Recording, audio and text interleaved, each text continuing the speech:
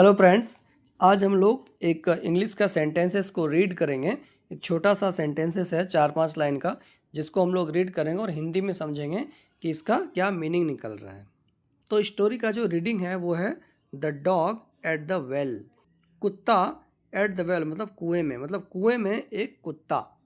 अ thirsty dog एक प्यासा कुत्ता।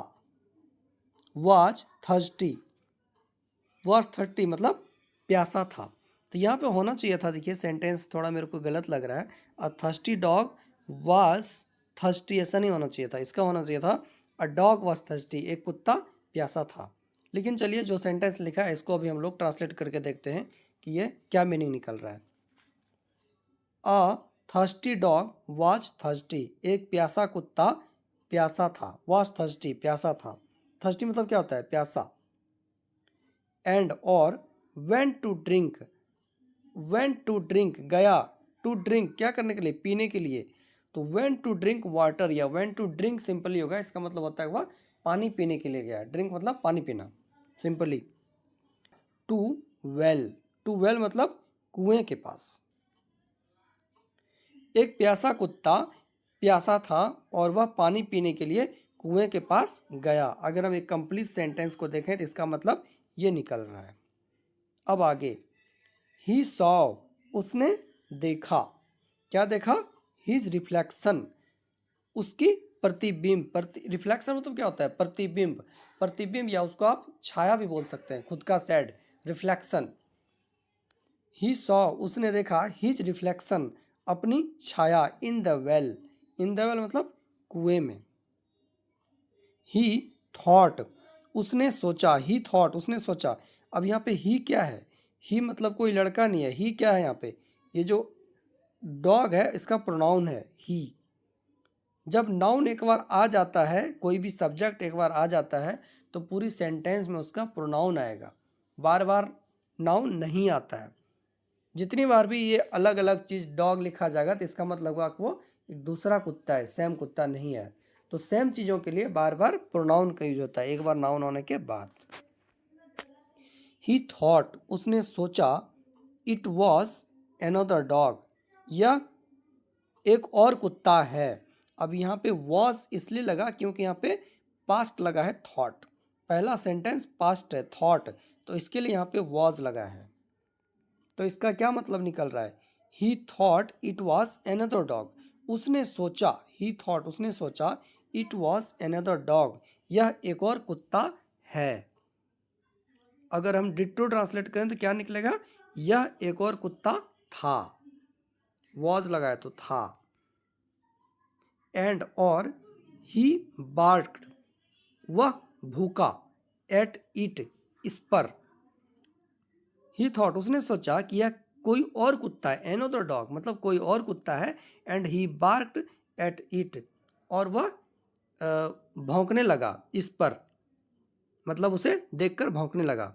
हिज बार्क इकोर्ड, हिज बार्क मतलब उसका भौंक, जो कुत्ता भौंकता है उसको क्या बोलते हैं? बार्क। हिज बार्क मतलब उसका भौंक। इकोर्ड, इकोर्ड मतलब क्या होता है? गूंजने लगा या गूंजा। इको मतलब क्या होता है? गूंजना, गूंज। इको मतलब क्या? गूंज। इकोर्ड मतलब गूंजने लगा या गूंजा।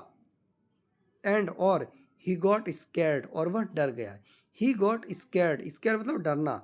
ही गॉट स्कैर्ड और वह डर गया। अ वाइज कैट एक चतुर कैट बिल्ली। नियर बाय लाफ्ड उसके आसपास, नज़दीक में। नियर बाय मतलब क्या? आसपास। लाफ्ड हंसी, एट हिम उस पर। एंड टोल्ड हिम और उसे बोला, डैट की it was just his reflection.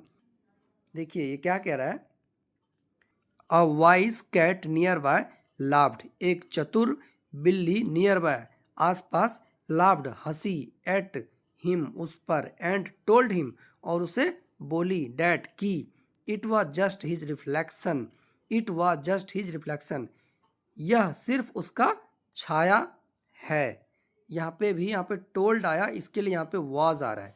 लेकिन अगर इसको हम ऐसा पढ़ेंगे, डिट्टो ट्रांसलेट करेंगे कि it was just his reflection यह सिर्फ उसका छाया था, तो ये सेंटेंस कुछ हमें समझ नहीं आएगा, ये कहानी समझ नहीं आएगी।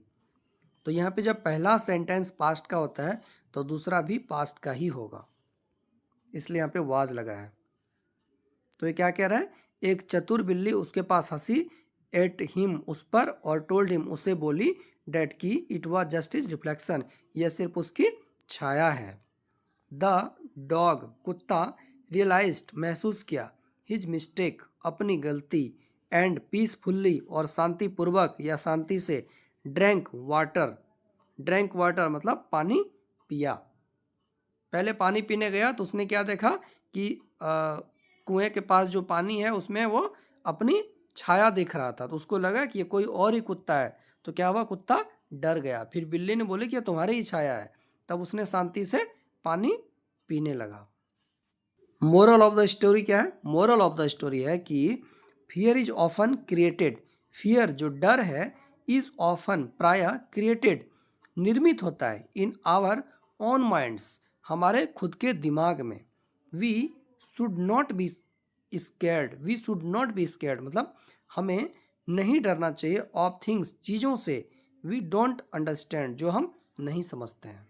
क्या कह रहा है, fear is often created in our own minds, जो डर होता है हमारे अपने दिमाग में या हमारे खुद के दिमाग में प्राय निर्मित होता है।